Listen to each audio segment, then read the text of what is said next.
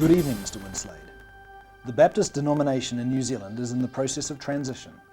For the past 16 years they have plateaued. They believe in the power of the gospel to change lives, but for all their best efforts, not a lot of evangelistic growth seems to be happening. Your mission, should you choose to accept it, is to begin to turn the Baptist denomination around. In the next 5 years, the Baptist denomination wants to see 70% of its churches growing and healthy. Find out what is going on and see what can be done to resource Baptist churches in the pursuit of the mission. Be careful, Brian, this mission is dangerous. Not everyone believes it can be achieved, and there are forces at large that will do all they can to stop it happening. This tape will self-destruct in 3 seconds.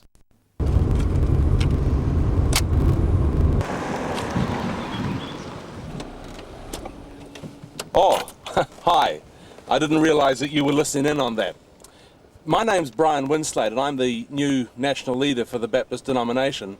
And as you can see, that was a pretty cheesy start to a bit of a video.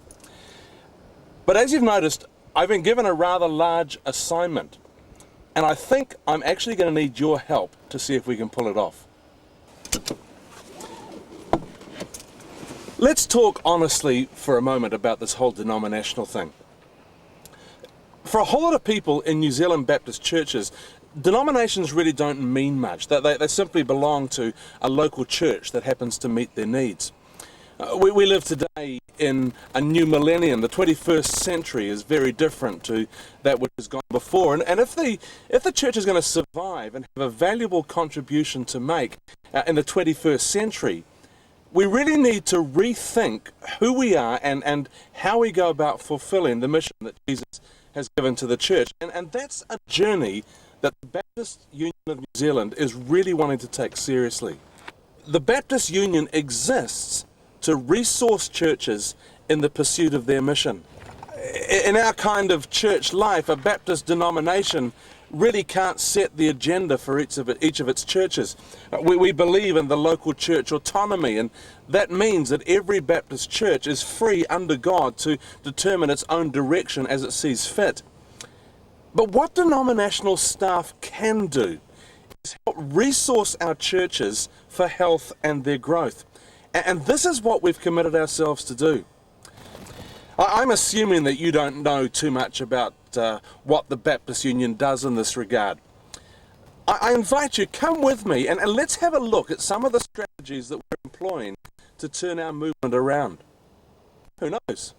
It might even inspire you to give us a hand.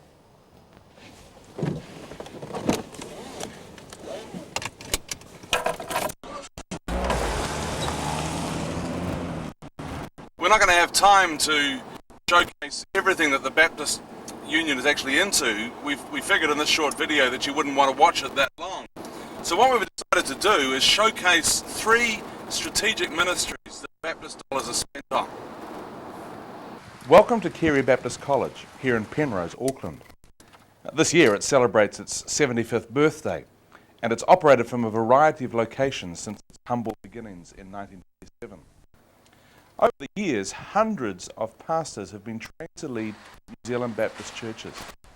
Carey is currently training 23 pastoral leadership students and another 250 students both on-site here and at a distance around New Zealand.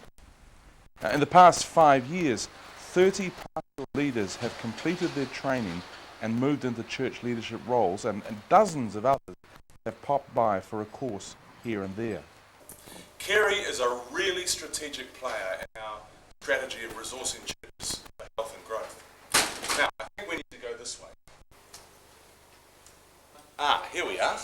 Look, there are lots of people who could talk about the contribution that Carey's making, but I reckon the best people to talk about that are the consumers, the students.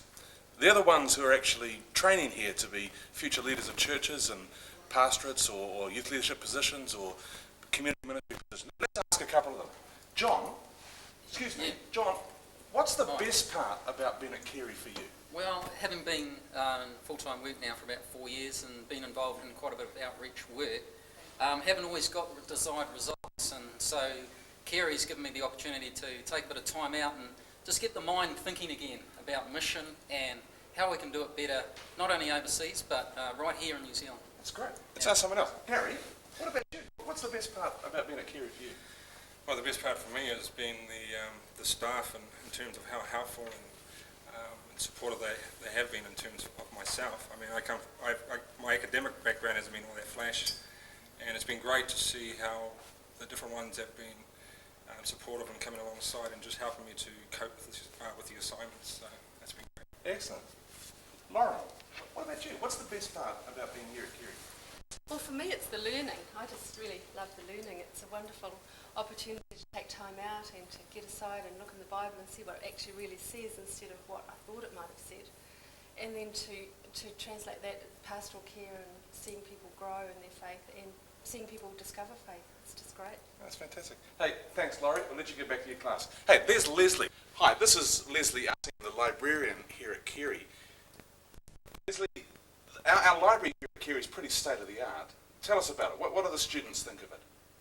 The students are delighted with the library, both the on-site and students who access us from a distance. So people can get books at a distance? Yes.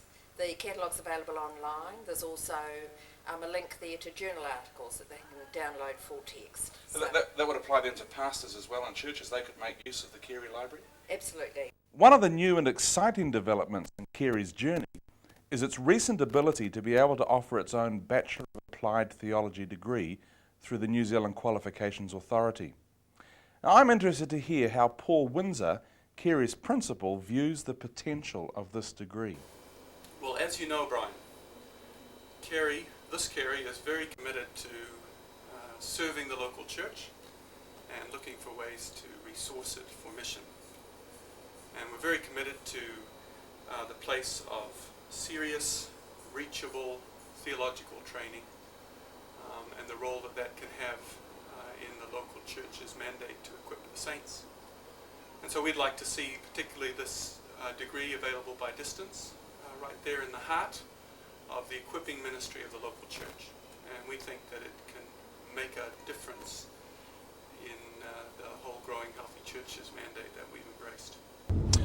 One of our major changes in strategy over the past year or so has been an intentional commitment to providing consultancy training to churches who want to work on their growth and their health. We call this the consultancy track, and it's a voluntary commitment that local churches make to being coached and held accountable in terms of growth and health goals that they set for themselves. Our consultancy has a number of resources within its toolbox. These include things like diagnostic evaluation weekends about where a church is able to get a snapshot of where it's at, and envisioning seminars, a workshop aimed at setting your church free and from the effects of unhealthy behaviour, and a whole host of other resources as well. Now, leading this important work is Lindsay Jones, our national consultant. Lindsay is charged with building and leading a team of consultants around the country whose objective it is to resource growing healthy churches. Lindsay spends a fair bit of his time on the road, but I caught up with him recently at a conference for pastors and spouses. Lindsay, in broad brushstrokes, what are some of the elements of consultancy that we're providing for Baptist churches? Consultancy is built on the philosophy that as a denomination we are here to serve the churches. They are our primary unit of operation. But for the churches at their end, they are engaged in the action of mission. And so we have designed a support structure that helps serve those two ends. The consultancy itself is delivered through two tracks. One, working with the churches, the leaderships, over a journey of a 12 months or more. And secondly, working with the pastors in clusters, receiving coaching and training in that context. We've got about 250 Baptist churches in our movement, and obviously not all of them are going to want to be involved in consultancy at the same time. How do you go about selecting which churches we're going to work with? This is a voluntary response from the churches, so first of all it needs them to be willing. So we work with the willing, but we also recognise that we need to take some effort and energy denominationally to identify those churches that are and need to be in a place of change and significant growth. And so we go out targeting some of those ones as well. So it's a combination. How many churches do you aim to be working with in this current year, as an example? Well, when we started out, we weren't exactly sure how many we could serve and work with. We took a bit of a stab at 35, and in fact at this stage, 10 months into the process, we've got 23 we're already working with and 11 more who have specifically got themselves lined up. So we're just about right on target. Given that it's still relatively early days, what are some of the results that we're seeing from Baptist churches that we've begun to work with already? Some of the things that I have seen is churches gaining a fresh sense of vision where they've been plateaued or stuck.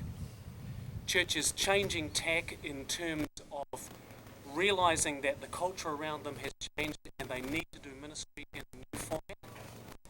I've seen pastors gain a lot of encouragement because somebody's come in from a third-party perspective and said things that they themselves might have been saying for a long time, but for some reason, as you know, suddenly it's listened to, and they seem to be able to move ahead as a result. Really wanted to get another view on what was going on there and how to do mission better.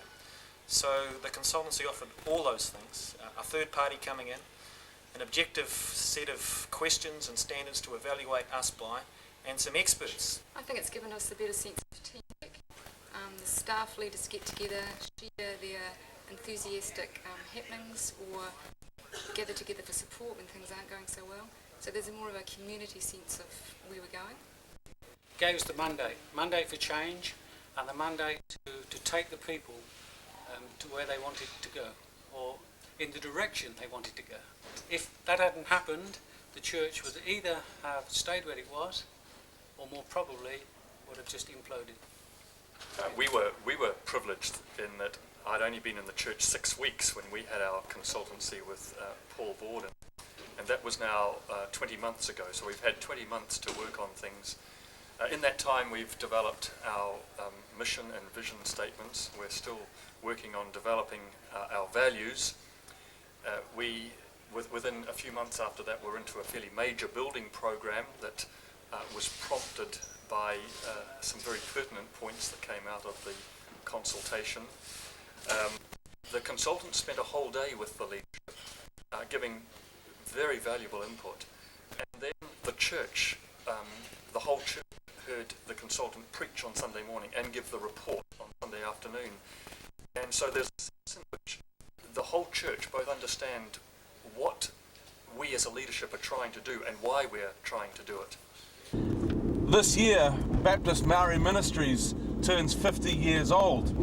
For half a century, the Baptist denomination has been committed to reaching Maori people with the message of the gospel. These days, Sam Emery leads a dedicated team of people providing resources for predominantly Maori congregations. There are heaps of other ministry initiatives that the Baptist Union runs as well that resource churches. But the one that I want to introduce you to now is the National Resource Centre in Manukau City.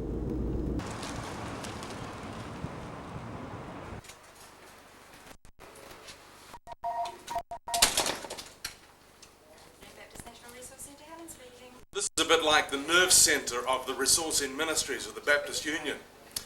There are 14 staff who work here in these offices, some full-time, others part-time. And along with the NZBMS Transcend staff, they seek to resource churches in a huge variety of ways. So Kelvin, a typical day in the life of the Baptist National Resource Centre. A typical day in the life of the National Resource Centre. Of course, there's no such thing really. Life here is incredibly varied. We have calls coming in from people around our churches from all over the country, from pastors, from secretaries, from treasurers. They're our main customers. But we also get calls from lawyers and auditors. The general public too sometimes call with all sorts of questions and issues they want to raise with us. So you see, no day can be sort of called as typical. They're all different. But then we do have 4 broad categories that our work falls into. We're a call centre, we're a help desk, we're a resource base, and we're an accounting and record keeping bureau.